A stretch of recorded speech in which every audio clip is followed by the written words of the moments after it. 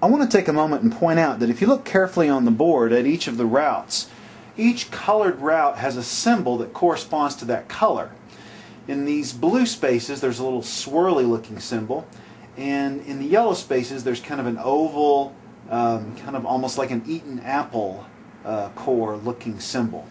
And if you look at the cards in your hand, you're going to notice that in the corners of these cards there are symbols that correspond to those same symbols on the board.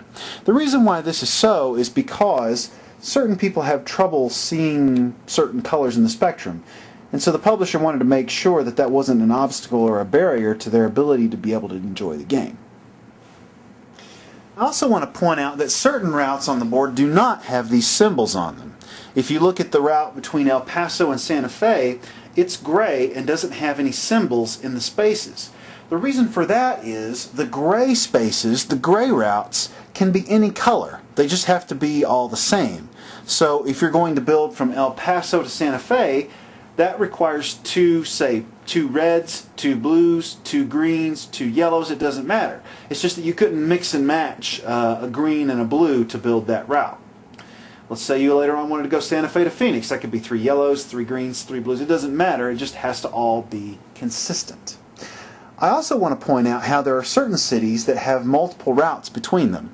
If you look up here at the top between Denver and Kansas City, there's an orange and a black route. Also, between Oklahoma City and Kansas, there are 2 gray routes. In situations where there are 2 routes between cities, that has an impact if there's a certain number of players in the game. For a 2 to 3 player game, only one route may be used between 2 cities if there's a doubled up route. So if we were playing a 3-player game of Ticket to Ride and someone chose to claim this orange route, that means that the black route here is now out of play and cannot be claimed.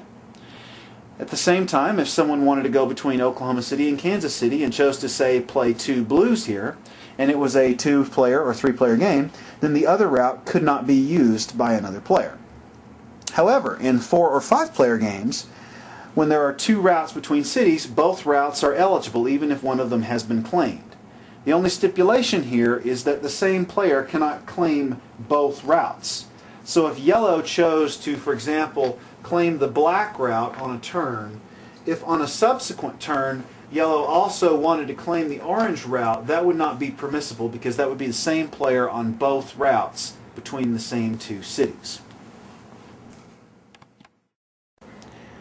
Okay, so as a quick overview, if I want to play cards instead of taking cards on my turn, then I have to discard enough cards to build a complete route for that turn. So, if I want to place trains from Salt Lake City to Helena using this route is 3 spaces long and it's pink. So if I discard out of my hand 3 pinks, I can build my trains. Now, when I discard cards, I usually put them on the table somewhere such that I can tell they're not part of the face-up draw pile. So I put my trains down. And if I look at the score chart in the bottom right hand corner of the board, it tells me that building a route of 3 trains earns me 4 points. So I advance my score marker 4 spaces.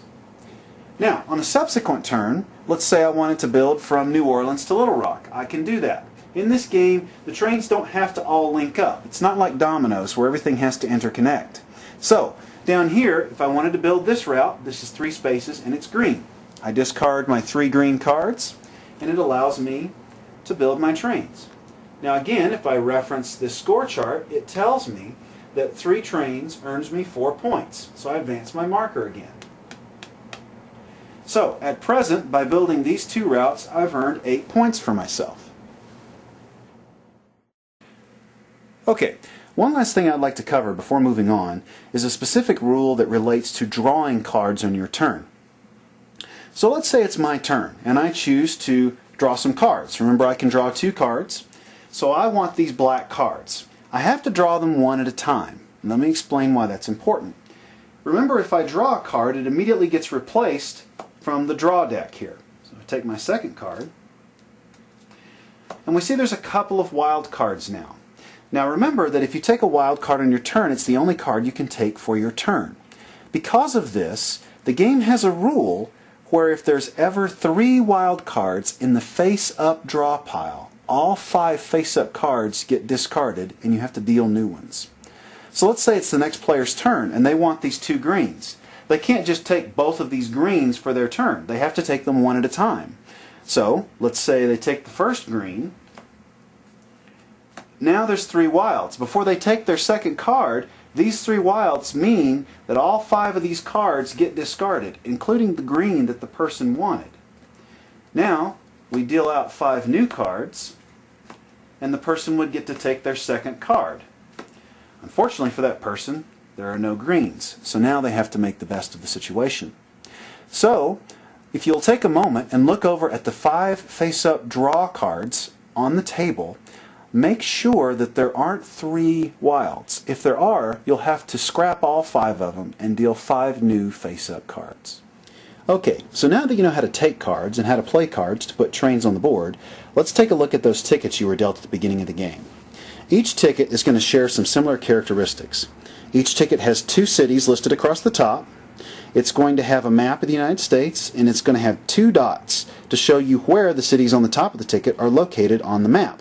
In this case, the ticket is for Duluth and Houston, and it shows me that Duluth and Houston are located at these 2 spots on the map. On the bottom right-hand corner is a number. Now this number is the number of points you stand to earn at the end of the game if you have connected the 2 cities in question with your trains. So, if I have this ticket at the end of the game, if I've connected Duluth and Houston, I stand to earn 8 points. Now the connection, how you build that, is up to you. If you want to try to work on a directly efficient manner, that's fine. If you want to make a roundaboutish sort of connection, that's okay. The point is, as long as you have connected the cities with your trains at the end of the game, you earn the points on the ticket. Now here's the flip side. If you have a ticket and you have not connected the 2 cities on the ticket by the end of the game, instead of earning the points on the ticket, you lose the points on the ticket. So when you choose to keep a ticket, you're taking a risk. Now here's the decision you have to make. With these 3 tickets that you were dealt, you have to choose to keep 2 of them. You may choose to keep all 3, but if there's one of the 3 tickets that you just don't think you can complete by the end of the game, you're allowed to discard it before the game begins. When tickets are discarded, they're discarded face down. The reason for this is because tickets are secret. You don't know what any of the other players' tickets are, and they don't know what yours are. So, tickets are discarded face down to preserve this secrecy. The rest of the tickets are placed somewhere else on the table. Usually I like to place them in a distinctive spot that's separate and away from the discard pile so that I know which stack is the draw pile and which stack is the discard pile. That can sometimes be a little hard to remember since they're both face down.